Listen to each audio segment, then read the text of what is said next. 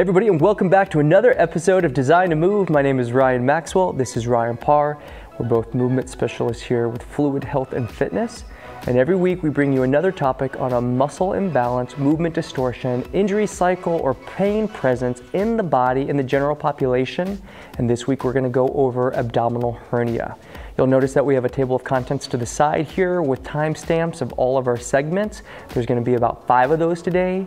And then at the very end, we have a condensed version where you can skip right to the end if you want to go right to just the tutorial of all the things that we went over today. If you like the content, we would suggest you read the blog on this series. We have that in the description below. And if you have questions, make sure to reach out to us at fluidhealthandfitness.com or at admin@fluidhealthandfitness.com. Remember that this does not serve as a substitution for medical advice. So if you are in pain, if there are issues, make sure to check it out with your physician. And otherwise, we are going to give you a specific exercise protocol to help prevent abdominal hernias or help to restore the function of your abdominals if you've already had it treated and you've been clinically released for exercise. On that note, we're going to get into our first segment. Let's get started. All right, guys, before we get into the actual video tutorial, we want to give you a bit of a breakdown on what the anatomy and the biomechanics of this issue are. Now, recognize that a abdominal hernia is the pushing out of organs through your abdominal wall. Now, the abdominal wall is basically a set of muscles that help to flex the spine. And normally, it's not the pushing through the muscle bed that's the issue. It's the attachment points of that muscle through the fascial beds. Now, what is fascia? Fascia is basically that gristly tissue that you see when you cut into a piece of steak and you see those white lines. Basically, it's a substance that you can't contract that helps to hold the muscles to the bones and the muscles together. Now, when there's an attenuation or stretching of that tissue, the pressure of the organs can actually spill through, which we'll see as almost like a bulging through the abdominal wall. Now, that can happen at a couple different key spots. Traditionally, we'd see it around the inguinals or the hip bones, up the front of the abdominal wall. It's called the linear elba. And then also maybe the belly button. Sometimes because of a C-section or an incision, it'll push through that as well because it's been compromised. Either way, you can't exercise away a hernia. So if you are seeing this, you want to make sure to see a physician if it's actually happening. What we're going to show you today is how to reinforce the muscles that actually help to support the spine and pelvis so that you can prevent it, or if you have been recovered or released from that clinical issue, once you've actually had the surgery, this would be something that you could start to employ to help to reinforce those structures. So there is a couple things that you have to remember. Every muscle has an opposition muscle or an opposing muscle, and the muscles that support the spinal flexion are opposed by muscles that are working with extension. Okay, so the back extensor muscles. And the muscles that cascade along the back of the body is called the deep longitudinal sling. So it's not just the extensors of the spine, but it also has to do with the hyperengagement of the hamstrings and the calf musculature. All of that actually is overused oftentimes, and so it doesn't allow you to fully engage your abdominals. So when you pick up something heavy, your back has a tendency to round, and the pressure rolls forward anteriorly, pushing into those fascial beds.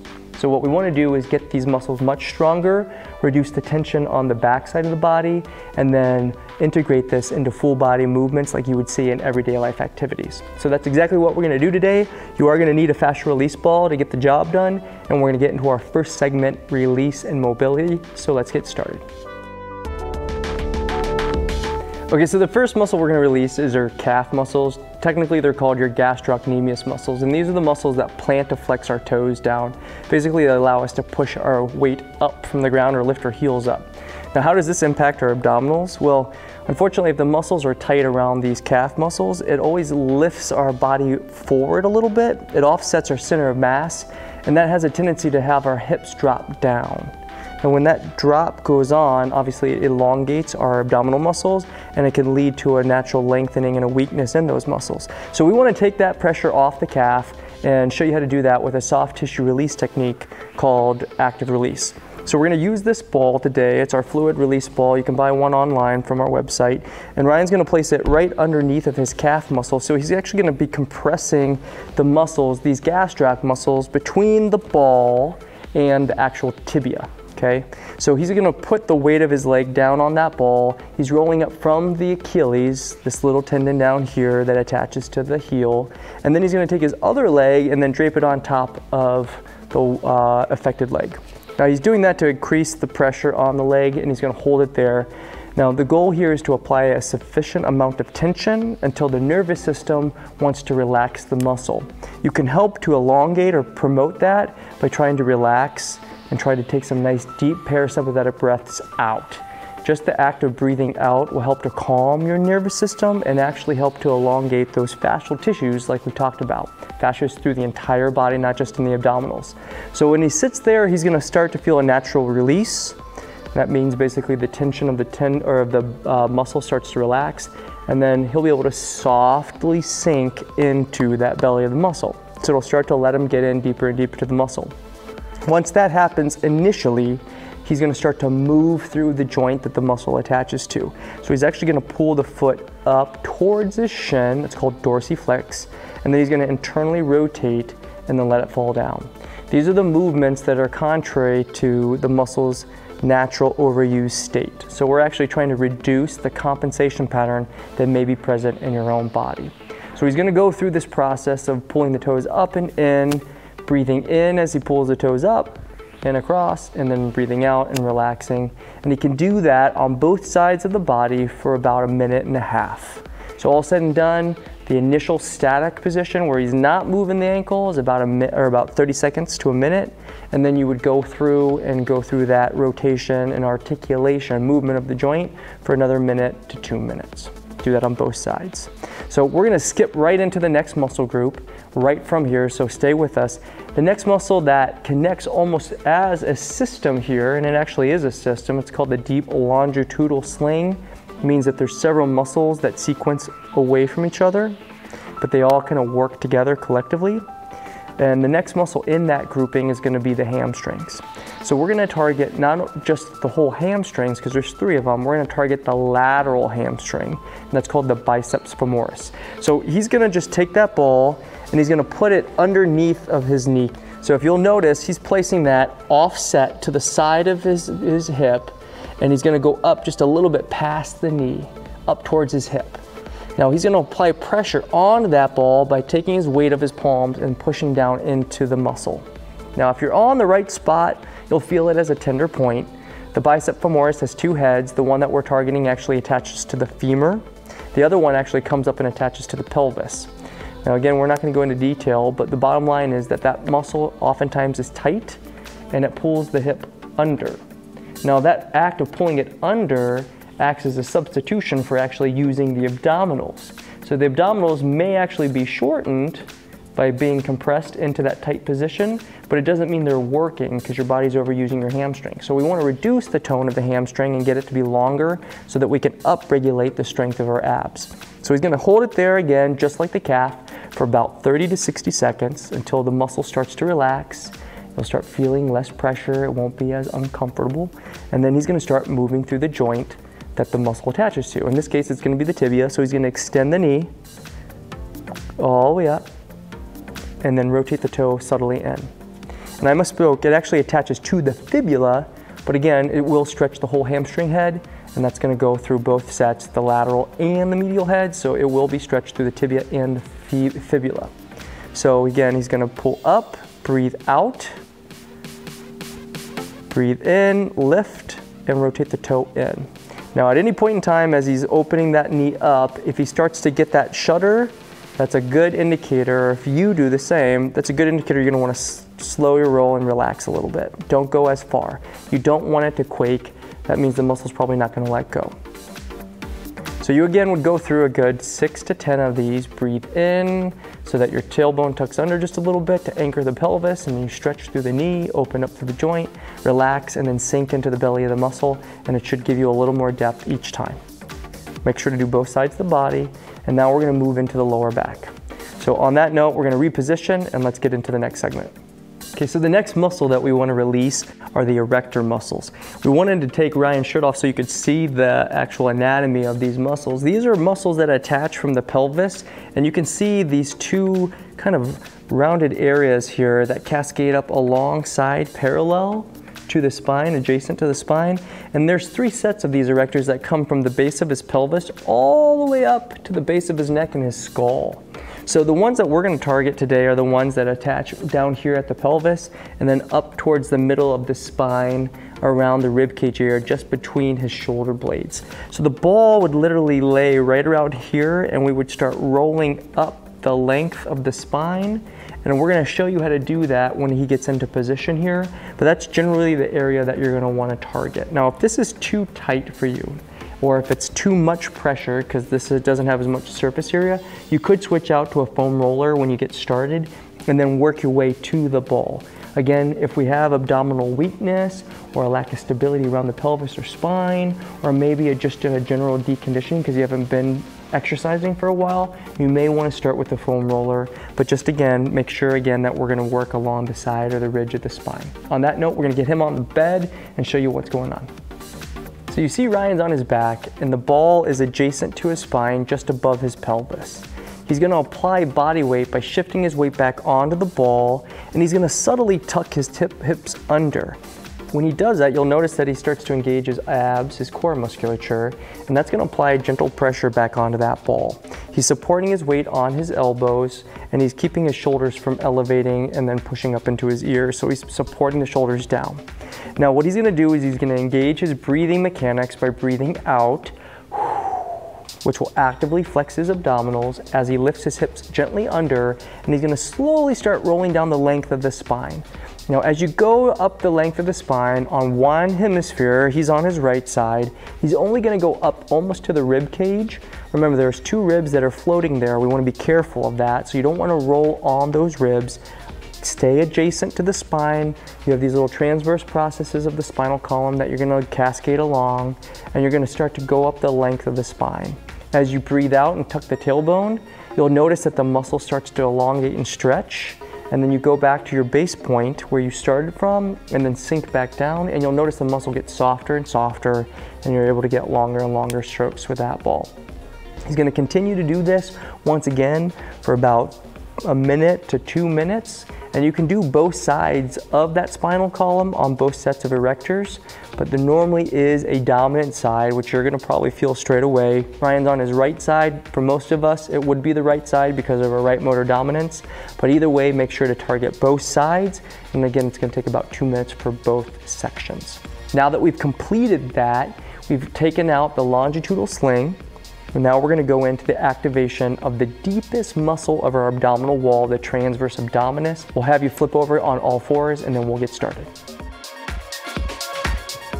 This movement is considered an activation. An activation means that we're trying to facilitate the upregulation of a muscle by isolating its actual action, but not recruit other muscles that we don't want to target. Nor do we want to overly fatigue the muscle. So just bear in mind that the point of this exercise is not to exhaust or bring the muscle to failure, it's to facilitate it and to charge it, meaning you should feel it engage but not overwhelm it. So what you'll notice is that Ryan is in a plank position, he's on his elbows, his knees are stacked inside of his hip line, and he's trying to maintain a nice neutral spinal alignment, meaning the arch of his spine would be that of what it would be if he was upright in a standing position. By being in this plank position, it forces his abdominals to fire to support the spine. If he lets it go, the spine is going to arch and he's going to go into hyperextension of the lower back. So he's going to flex his abs and hold his spine at about a 25-degree arch at that lumbar spine between the pelvis and the rib cage. You'll also notice that his shoulders are tucked back and his head is in line with his spine. So he's anatomically neutral and he's protecting his shoulders. Now when you're in this position, you're going to start breathing through your nose and expanding through the rib cage. By engaging your abdominals and holding your ribs in the right position anteriorly, it's going to help to expand through the ribs and then start to train the respiratory mechanics and your zone of apposition, basically the way your diaphragm and your abs work together so that they can coordinate the right tension relationship. So he's going to hold this position, again breathing in through the nose for about a count of 2, and then he's going to breathe out through his mouth actively activating his core, and he's gonna try to increase the breath out to a 3-fold time frame. So if he's coming in for 2, he's breathing out for 6, and he's gonna breathe out long, slow breaths. And as you do that, you're gonna notice how much this is gonna actually engage that deep corset abdominal muscle, the transverse abdominis. So once again, we would want to do this for about 1 minute to 1.5 minutes, simply to engage the muscle. We shouldn't see a hip shift side to side. We shouldn't see a hiking of the hip up. We shouldn't see the shoulders go into flexion. You shouldn't see your neck hyperextend or look up. These are all compensation patterns that tell us that your abs are tired and you should be pulling out and then move on to the next segment. He's going to do that again for about 1 minute, 1.5 minutes. Give yourself about 30 seconds to 1 minute to recover, and then do it again, and then we would get into our next exercise. Good job, Brian. So this next movement is going to be an integration exercise. Integration simply means that we're going to show you how to coordinate all the muscle systems and how they would approach an exercise in real life. Right, so there are certain ways that we want to move through the body, or patterns that we may use incorrectly because we're substituting motion because there's a weakness somewhere or there's an over stiffness in a muscle. So what we're going to show you how to do is isolate your external obliques, your transverse abdominis, and your internal obliques using this pole and an exercise band. Now again, you can buy an exercise band anywhere online. We can buy one on our website. And this is just a pole. It's a piece of PVC piping. You can buy that online. You can go to the hardware store, or you can just use a broom handle. I've done it with a broom from home, okay? So either way, grab your tools, and Ryan's gonna get into a split stance position. He's gonna wrap the band around the end of the pole. He's gonna drape this behind his trunk. So what you're gonna notice is that he's positioning the pole behind his back, and he's keeping the pole right where his rib cage meets up with the spine on the back side of his body. He's gonna offset the tension so that the band is adjacent to his torso, away from the body. And that way there's gonna be a horizontal rotational force being pulled back. Now, by doing that, he has to engage this muscle on this side of his body. This is the right hemisphere of his rib cage, and that's gonna engage his external oblique and his internal oblique on the opposite hip. This is called the anterior oblique sling. External oblique on the right, internal oblique on the left, and groin on that left leg. Now that muscle system helps to keep his pelvis stable, and this is the same muscle system that you would see while you're walking. It's called ambulating or gait. Now again, the ability to integrate that motion with all these muscles firing as they are supposed to, without any play in the hips or excessive rotation in the pelvis, is what's going to help to keep the pelvis stable, structurally supported, and get his core stronger all at the same time.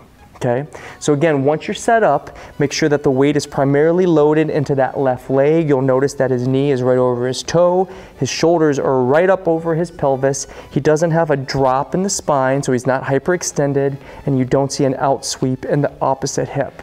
It's all stacked evenly on each other. And then from there, he's gonna start the movement. So we're gonna isolate between here, and the rotation occurs right at the TL junction. So he's gonna breathe in and rotate, and then breathe out and come back to neutral. So you're gonna notice that his breastbone or sternum is really the only thing moving. So he's gonna breathe in and rotate, and then he's gonna rotate back to neutral. Now the band is under tension the entire time, so at the bottom of the position, he's still engaging that muscle, he's just not rotating beyond it. And once again, he's taking a nice deep breath in, inflating his ribs as he breathes in, and then breathes out deeply to get all the air out of his ribs and engage his abdominals. If you do it right, you're gonna feel a pretty significant pull right over there, okay? You're gonna feel a nice flexion. So you would do this, again, for a 2 count concentrically, or flexing the muscle. Breathe in for 2, breathe out for 4, 4, 3, 2, 1, hold it for a second, and then do it again. So this is called an oblique external rotation, okay? We're gonna do this with the band, and again, a pull. You would do 2 sets of 20 repetitions and give yourself a minute in between to recover, and that should give you a nice sufficient activation of that oblique sling, and again, the transverse abdominis, all meant to increase the structure and the support of your abdominal wall. Okay. You can do both sides of the body as well. So you'll notice that he was targeting the right side. You could flip the band around and do the other side. Once again, 2 sets in total, and then we're gonna finish it off with an isometric contraction of all these muscles again from the floor. Let's get down there. All right, our final movement is a full body strengthening of our core musculature. So we've already integrated, we've topped the central nervous system, and we haven't fully fatigued it yet. So today, on this last exercise, our goal is to get your abdominals to get to a state of fatigue or failure. Now that puts us into a compromised position as they support our spine. So again, a word to the wise, just make sure that you work to a range of time or intensity that's going to fatigue, but not allow you to start to compensate, which means we're not gonna swing or use momentum or jerk the body. Not a good thing when it comes to the supporting of the spine. Okay, so that is the preface. So now that we know that, Ryan's gonna get into a V-sit toe touch. He's basically extending his legs. His toes are pointed inward just a little bit so that they're not rotated out. His knees are inside of his hip line. His arms are out and away from the body. This is gonna require a huge amount of core strength, so we're gonna give you variations, but we're gonna start with the progression option. So Ryan's gonna breathe in. He's gonna pull his legs up into flexion, flex through the spine, reach up and touch for his toes, and then breathe out and slowly unravel those legs back into extension as his back gently comes off the mat or off the floor. We're talking again about maintaining the neutral alignment at the bottom of that position. From there, he's gonna breathe in again and take his legs back up and touch.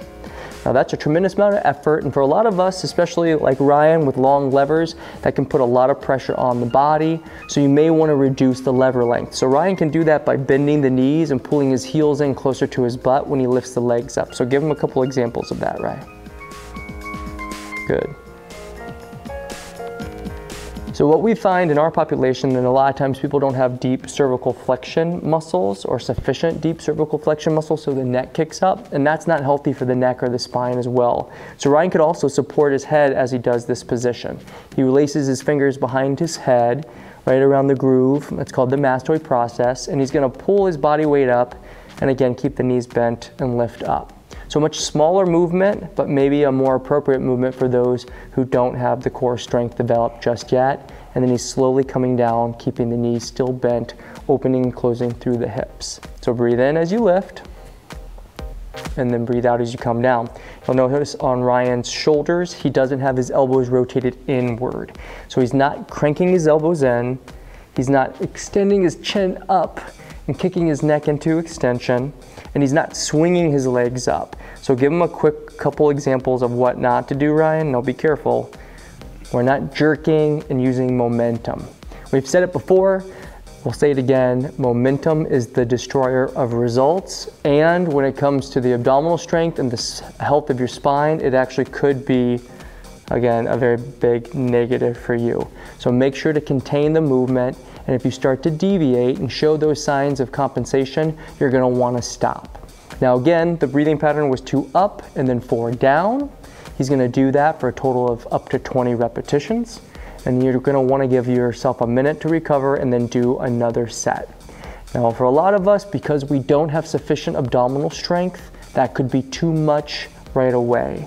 We assume that you have control over your core and the ability to complete these movements for the total time, and that may not be available to you. So if that's going on, work to the point where you start to feel your body compensate like we've discussed, and then stop, and then give yourself a good 30 seconds or so to let the body recover, and then try to move on. You could take that 2 minutes plus of that 20 repetitions and break it into multiple segments so you can get all of it on your body without having to compromise the forearm integrity and biomechanics of your lumbopelvic hip system. Remember guys, this was just another example of a handful of corrective exercises that you can use in your daily activities to help reinforce your abdominals. Now the abdominals are supposed to help keep your core and spine healthy and stable, and if the muscles in other areas of your body like your pecs, lats, quads, or hamstrings are too tight, or the deep longitudinal sling like we talked about, the erectors, hamstrings, and gastrocs or calves are too tight, that can make those abs weak and lead to, again, that abdominal herniation.